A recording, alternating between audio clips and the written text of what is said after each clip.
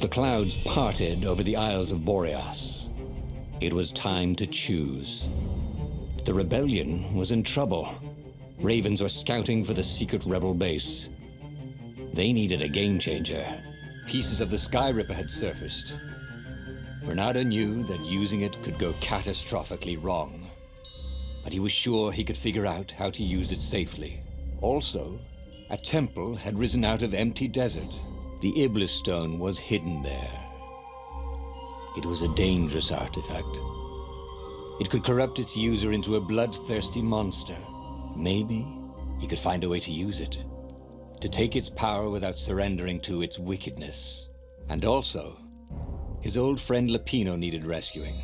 Of course, Renato had a pretty strong suspicion that Lapino had betrayed the rebellion. But could Renato really leave an old friend to the Ravens?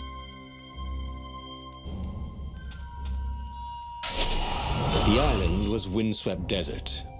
No one went there except ostriches and ostrich hunters. The Iblis stone. It would whisper promises in his ear, offer him power for blood. But this time, Renato was sure he could master it. And so, Renato went ostrich hunting.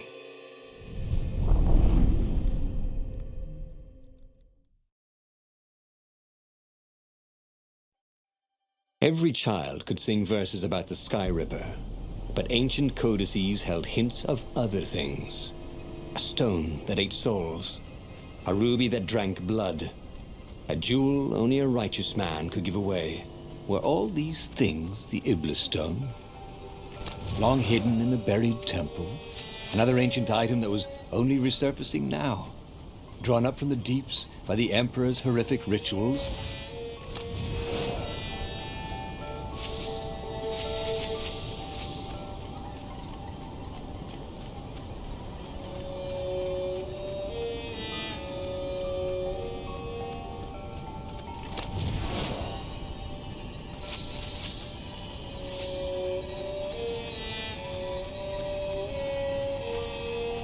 You couldn't go sticking jewels in your gauntlet just anywhere. What if you dropped one and broke it? Luckily, there was a bench right here.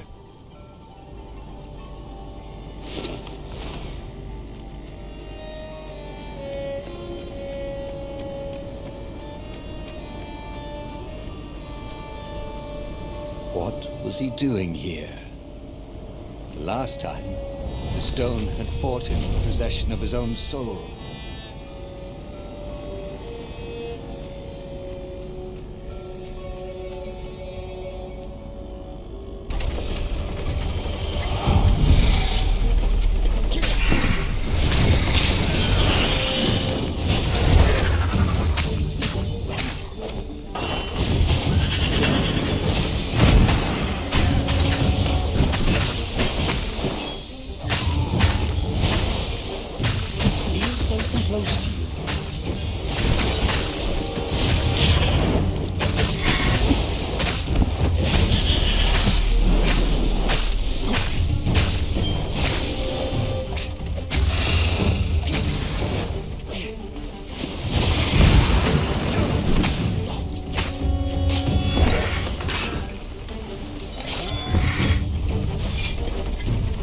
Ravens were already here, cawing in frustration.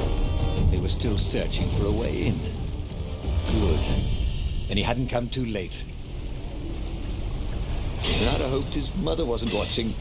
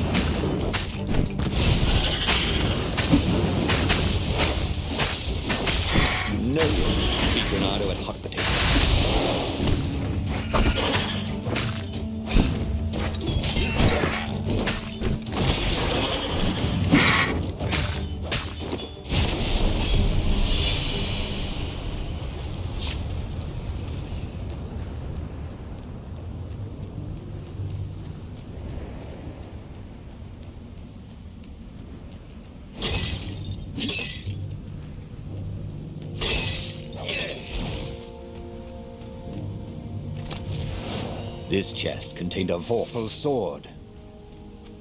I'm just kidding. Vorpal swords don't exist.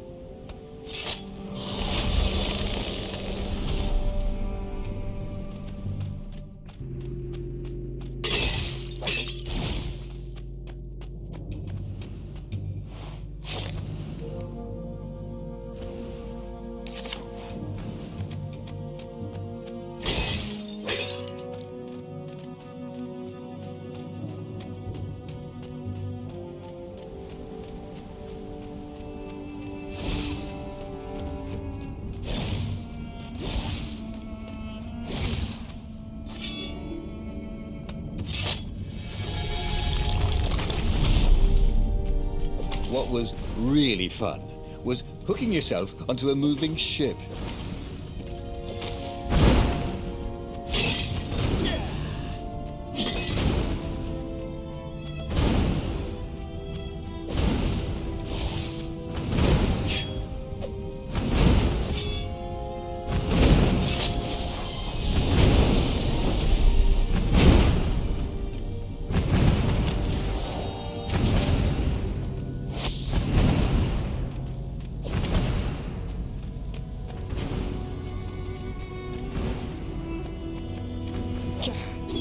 As for the gate, well, he could take her or leave her. Sorry, it's best I could do.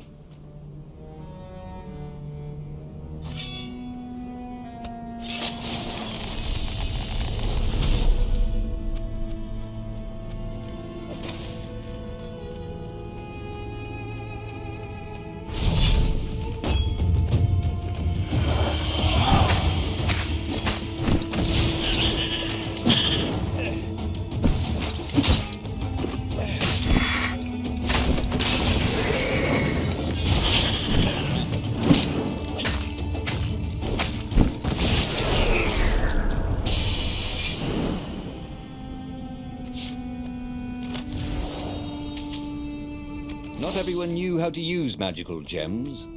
Of course, not everyone had magical gem gauntlets like he did.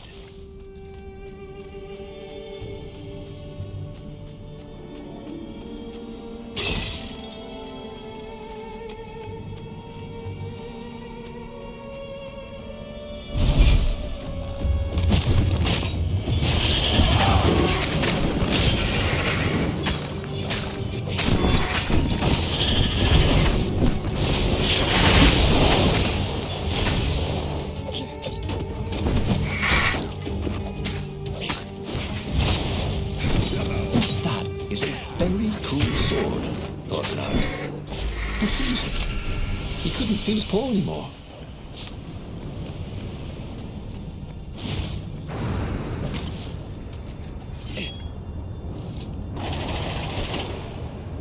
The Ravens at least could not get past this point. Obviously, the temple builders knew how to deal with tomb raiders.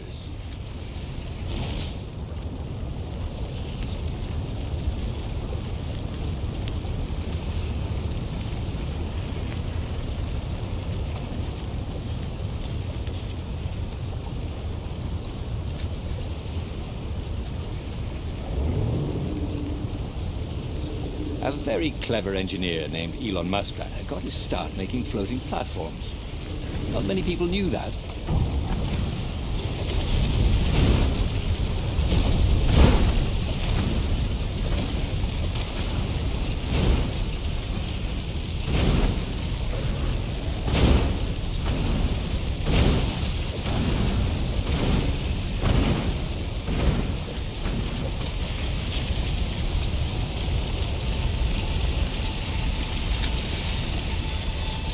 It was a stone of the purest blackness. It reflected no light, like a void made solid. Nervous, he picked it up.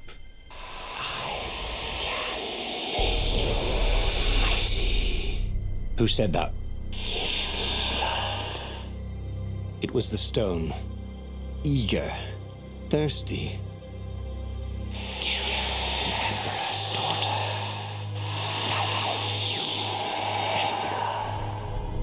That seemed tempting and terribly wrong. Zenobia was the Emperor's greatest general and a potent witch. But they had been close once, and he had a sneaking suspicion the gem would try to control him. Why not capture the core of Skyripper instead? It was the eye of a lost god torn out by the transcendent Emperor to power his greatest weapon. "It's the core," said the stone anxiously. But even though Renato knew how evil the gem was, he had a clever plan for dealing with it.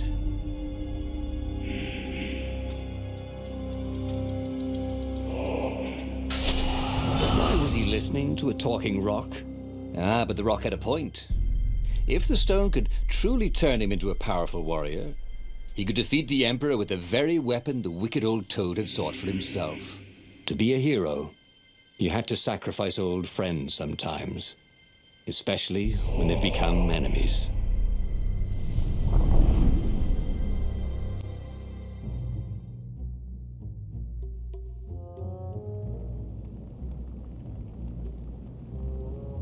As he placed the impossibly black crystal in his gauntlet, Renato had a sudden vision. Charred fields covered in dead ravens below a black sun. Was it the time of the lost god, before the transcendent Emperor? Was it the future? Feed his souls, it whispered. Take the power. He could feel the stone's hunger for souls, its thirst for blood. All right, I get it. This was going to be interesting.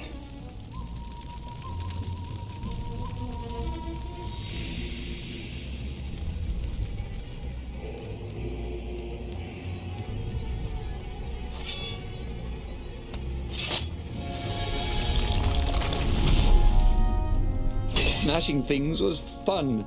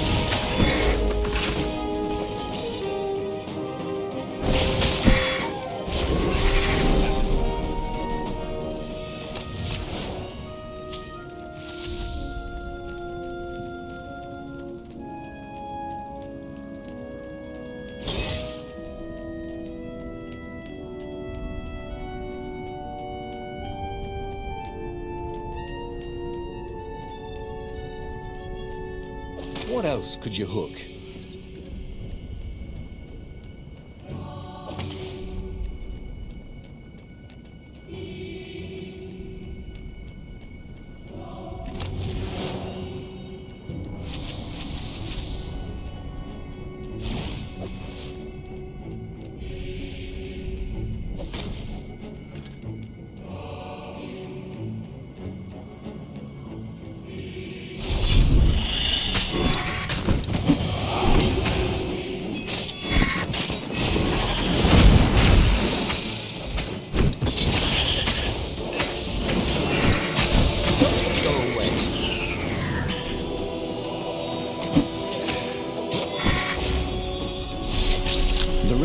On Zenobia's island were no match for Renato. They screamed as the stones sucked out their souls. And with each death, he felt stronger. Take the power, the stone told him.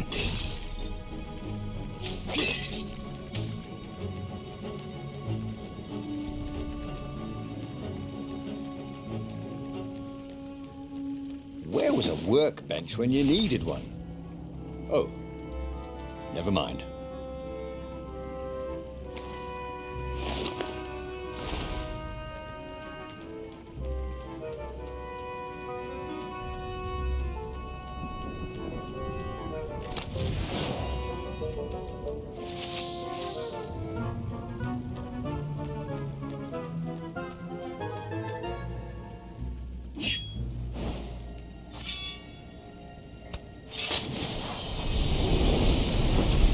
Or I could go that way, he thought.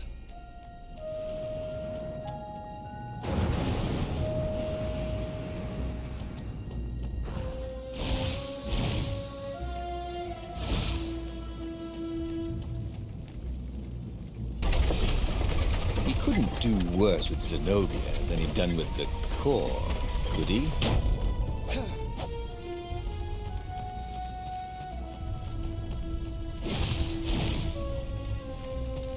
If only he had some way to break the ice. Or convince it he was a friend.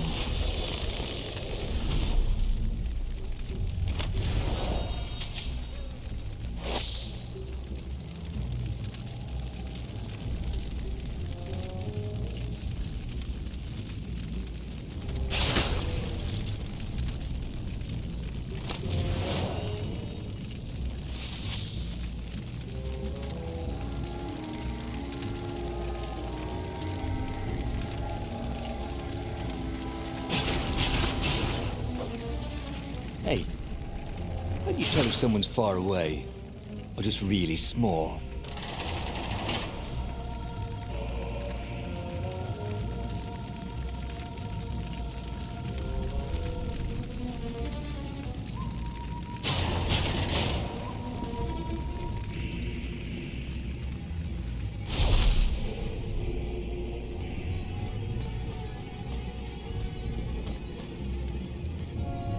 Zenobia was waiting for Renato. She was alone, confident as always. Fire danced at the tips of her claws. Are you here to surrender? She seemed as cocksure as he felt. But she didn't know he had the stone. And I've missed you too, love. He chuckled. She spotted the stone and bolted without another word.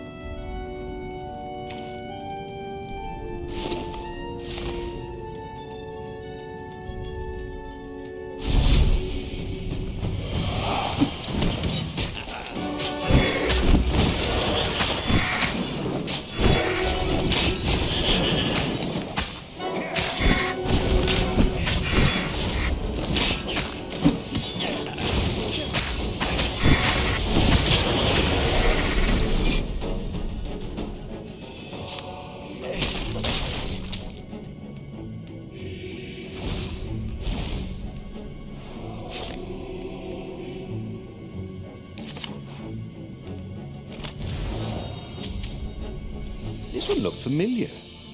Had he lost this one in a card game? Welcome back, he thought.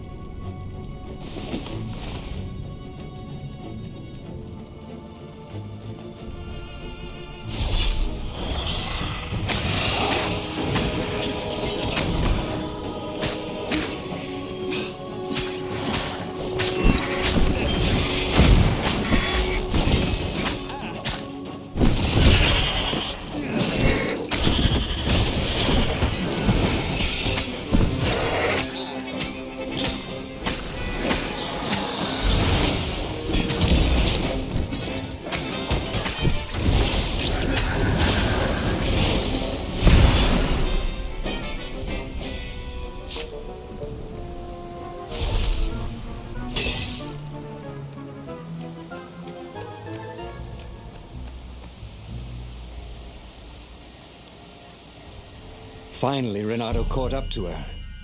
He had never seen her scared before. At school, she'd been the determined, brave one. Now her eyes were wide, frightened. He didn't like seeing her this way. "Kill her," whispered the stone. "You cannot win your rebellion without it. Please." "No," said Zenobia. "Not that way." Oh, they had been so close once. Could he really feed her soul to his demonic gem? But if he spared her, he would not get the full power of the stone. Oh, how could he be the hero he wanted to be? Renato hesitated. Zenobia was his greatest enemy. She was the Emperor's daughter and his greatest general, and the single person Renato least wanted to remove from this world, especially that way.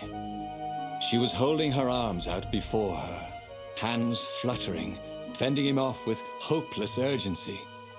Nope. She was weaving a spell. He couldn't move. "This thing is evil," she said. She slid the Iblastone out of its slot in his gauntlet and slipped it into a bag. "Maybe we can learn from it." She eyed him with a strange, wry, apologetic look. "I missed you too." And before he could move again, she was gone. Learn from the Iblastone? What did that mean? Would she take it to the palace or to the observatory on the Nexus? If she thought it was evil, she wouldn't want it in the palace. And, after all, it was evil, wasn't it? Maybe I can outrace her to the observatory, thought Renato. Cats can run faster, but foxes can run longer.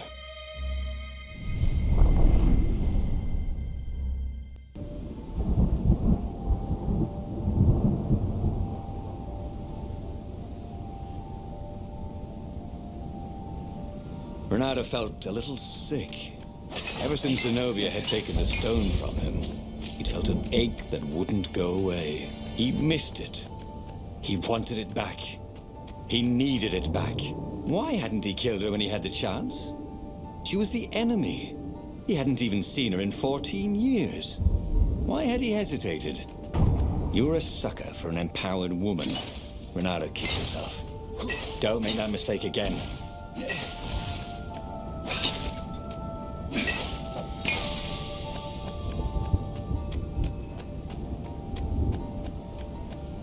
He was practically sure he'd find something useful in one of these things.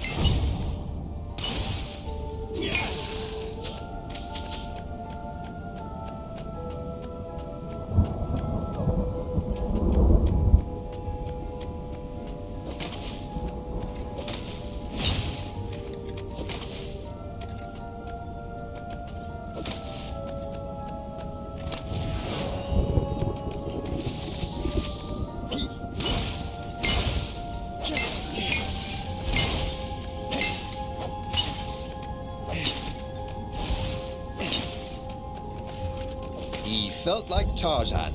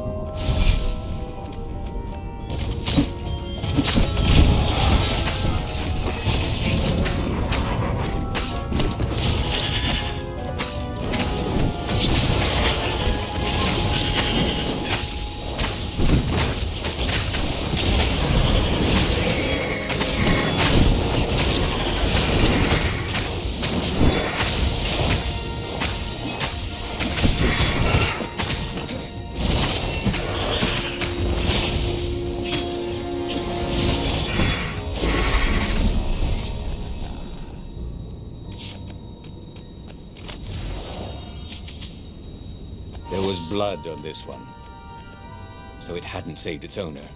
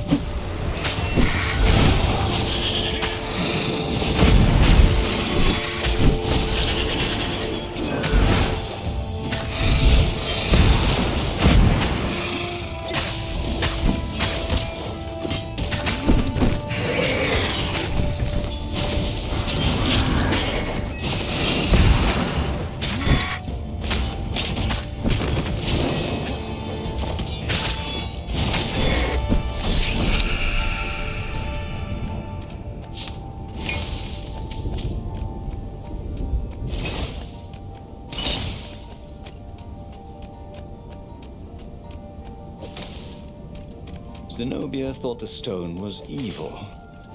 Was it? Well, yes. He still longed to have it back. He'd felt so good killing ravens with it, and yet he'd felt unclean ever since he'd touched it. She confused him.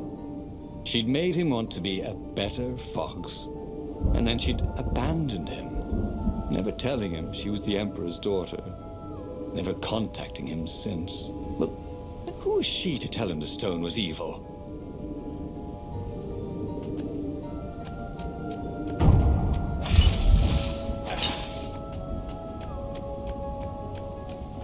And while he was trying to recover the stone Zenobia had taken from him, the Imperial fleet was tightening its grip. He might fail to save the rebellion, and it would all be her fault. Renato felt a burst of outrage. Not only had she stolen his gem, she'd also stolen his scientists. Sure, they were neutral, but they had helped him discover what the Emperor was up to. They were supposed to be helping me, Renato thought. So unfair.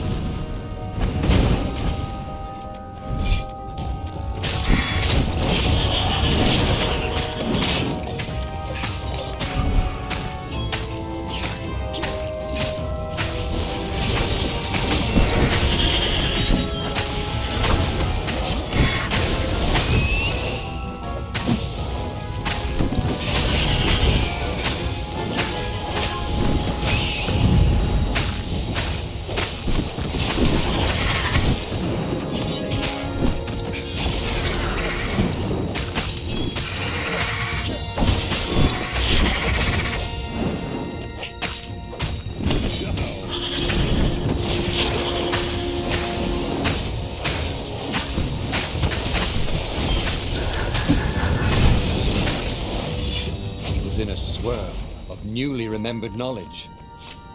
He needed to focus.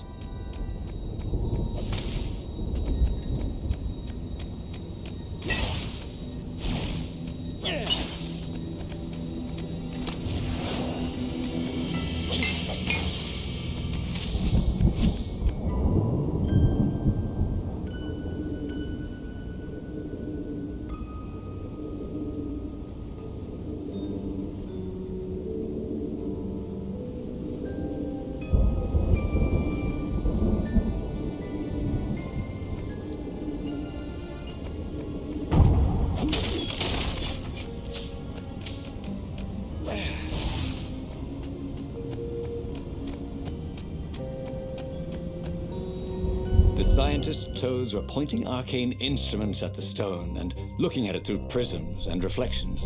Mine, said Renato as he took back the stone. But we need it for science, croaked the toads. So he killed them. He felt better immediately. Smarter, too. I thought you'd never come for me, whispered the stone. Then, a far-speaker toad crowed in something like Zenobia's voice. Renato, leave the stone with the toads. It will swallow your soul. You'll kill everyone you love. That did seem vaguely familiar, but Renato had an army to lead, an empire to bring down.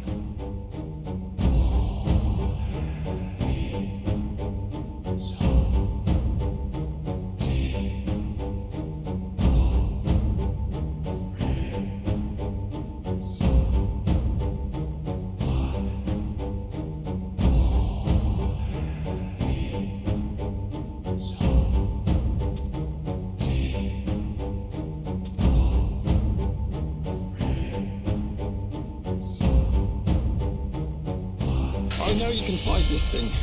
Zenobia continued in the far speaker's croak. You let me live. You know how evil it is. It will destroy you, Leonardo. It will destroy everything you love. He had tried to convince himself that this time he would control the Iblis stone. But he could feel his will becoming brittle. She was right. He would get rid of it. Right? Now. Or now. He didn't really want to. I know. I'll go to the mountains, Renato thought. I'll find the strength to do it in the peace and quiet there.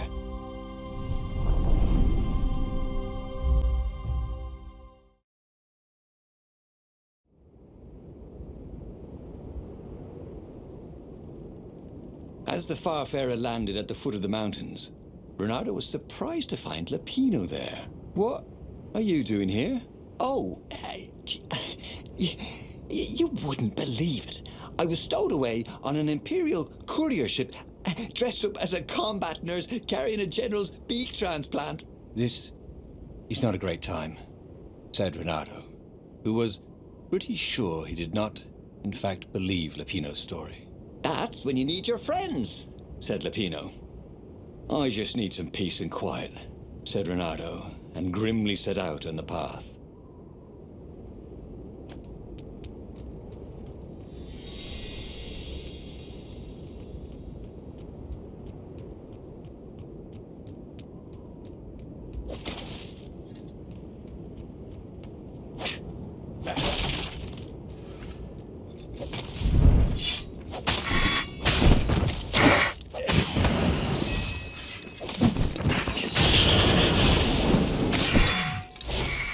Renato felt bad for littering, but these islands were short on trash cans.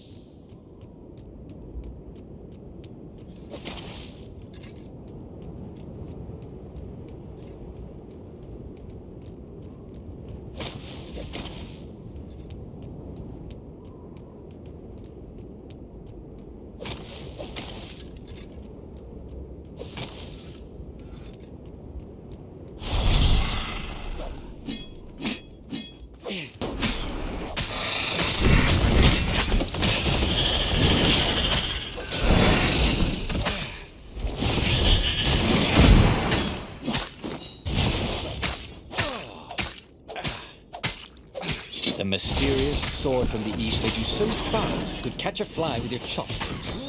If that's what you really wanted.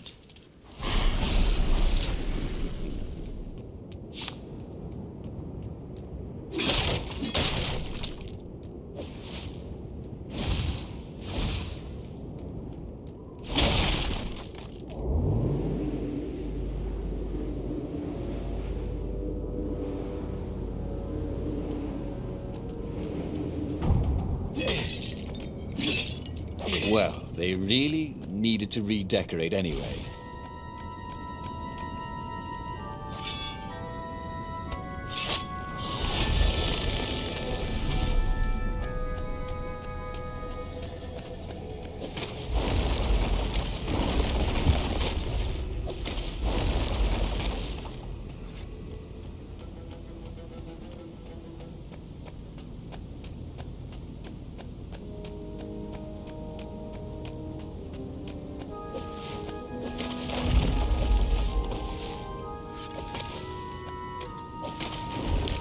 He'd once met a pirate captain who used hooks to get around his ship.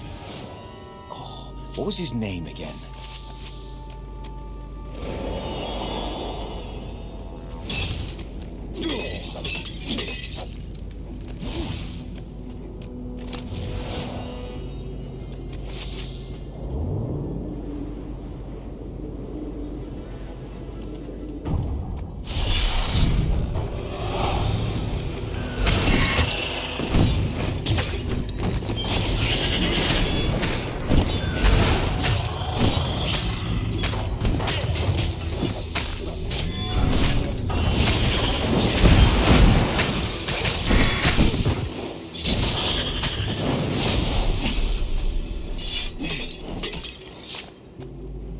Bernardo told his friend how he had slaughtered the toads and how he had nearly slain Zenobia. A terrible burden, this Iblis stone, sympathized the rabbit. Yeah, But I need it. For the rebellion. Do you now? You know, you were a pretty fine fighter before you were wielding a demonic decoration. Oddly, the sword wasn't whispering at him to kill Lupino. Up ahead in the mountains, there was a peaceful spot. If he could rid himself of his burden anywhere, it was there.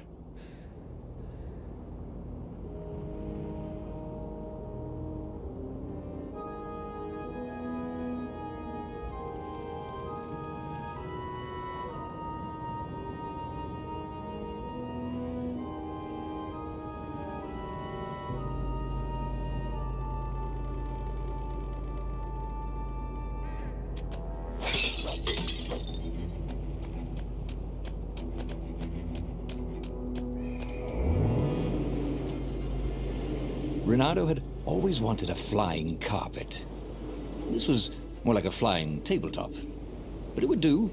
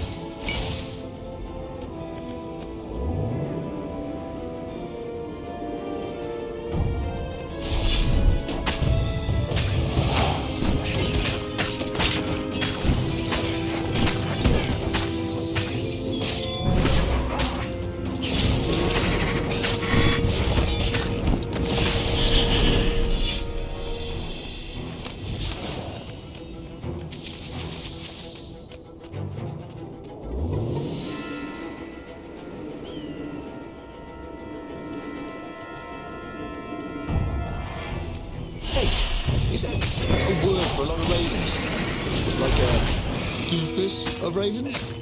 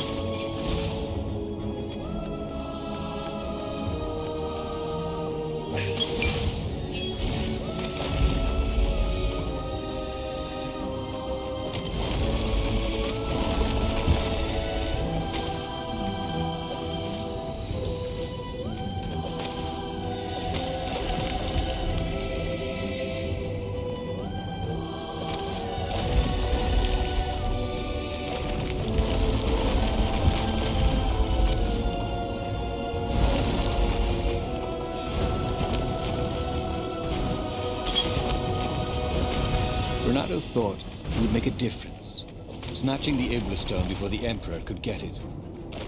And it would destroy him. Zenobia and Lupino, they were both trying to save him. Peace. That was what he needed.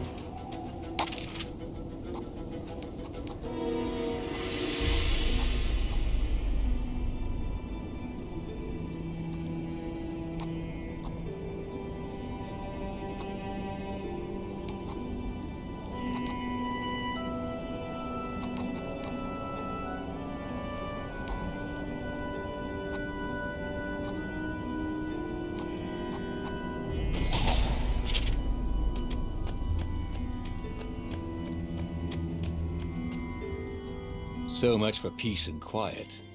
There was Lupino. Again.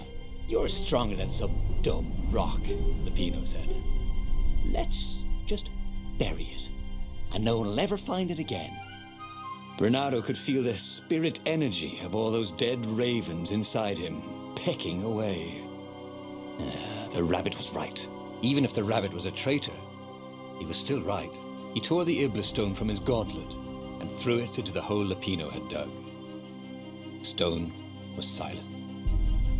Probably sulking. Now whoop those Imperials, said Lupino. Are you coming? Ah, no, I can't come with you. It's my old injury, you know. Recently, it's been acting up terrible. I'd be no use to you at all. So Renato boarded the Farfarer alone. Renato felt lonely on board the Farfarer. How could his old friend Lupino, miraculously escaped from the Empire, leave him to face the final battle alone? Well, he'd abandoned Lupino before, hadn't he? It was only fair. And of course he felt lonely. He'd given up the Iblis stone and all the souls he fed it. Of course he felt alone. But he had done the right thing. It had been hard to do, but there was no better feeling than that. Zenobia would be so proud of him.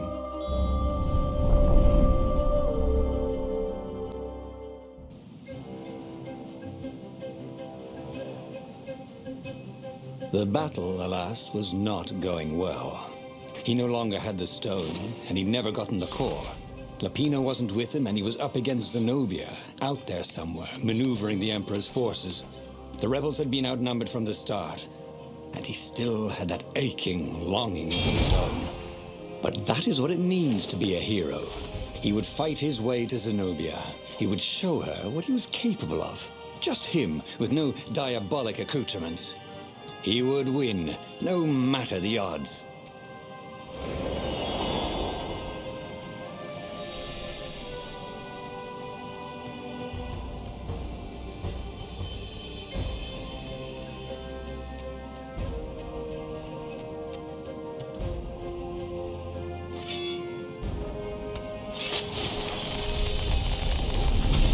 Had that door been opened before?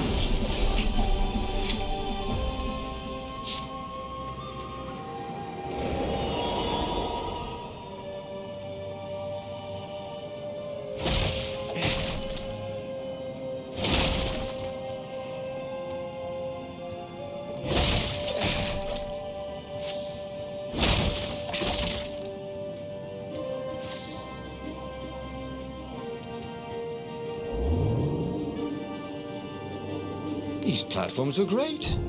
Renato wanted one for his house.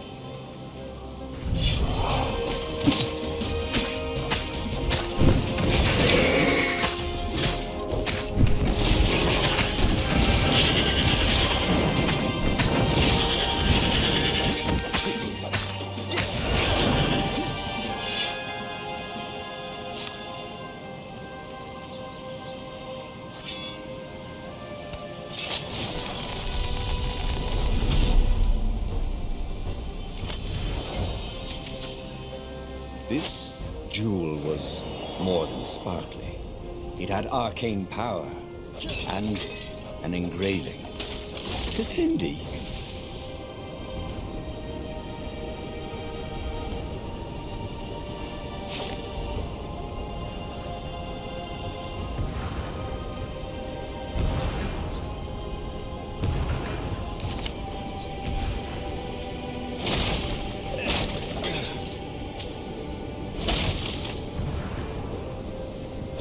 wished there were more pylons he could use the hook on. He really need to construct additional pylons.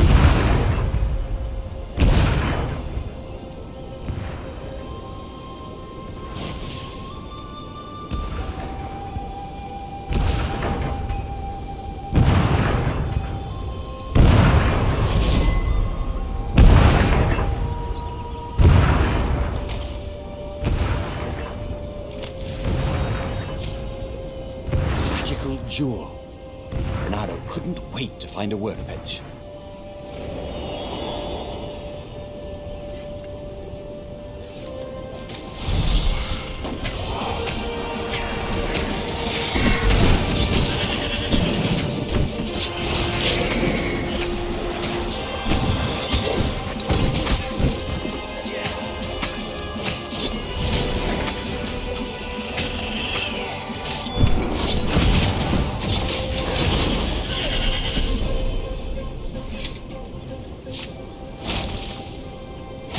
Smash!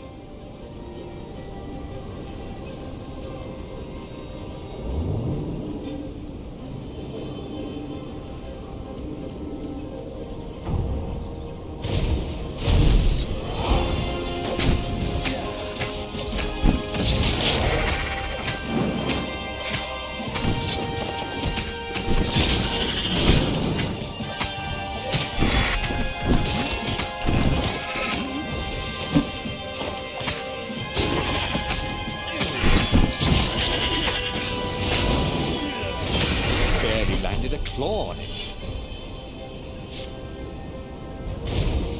Yes, that was it. Pirouette, slash, parry, dodge. Renato had never done such good work in a fight. He wished the poets were allowed to sing of his exploits for his old age. Maybe he wouldn't have to kill Zenobia. Maybe he could defeat her and take her prisoner. Then he could turn the tide against the Emperor. If she wasn't crowned princess, once this was all over, she'd have more time for him, right?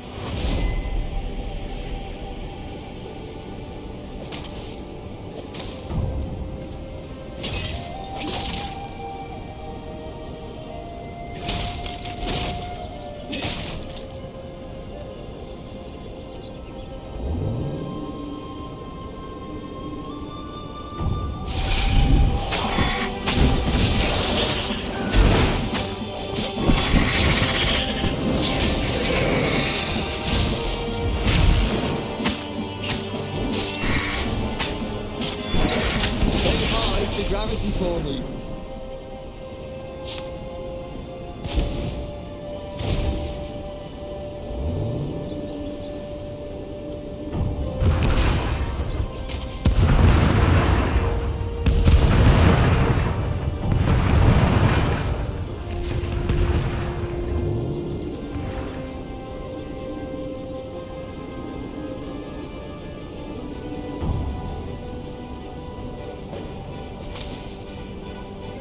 Soon he'd confront the Emperor. Funny that this whole war had come about because the Emperor feared death. And now it was coming for him. There was some sort of lesson there, wasn't there?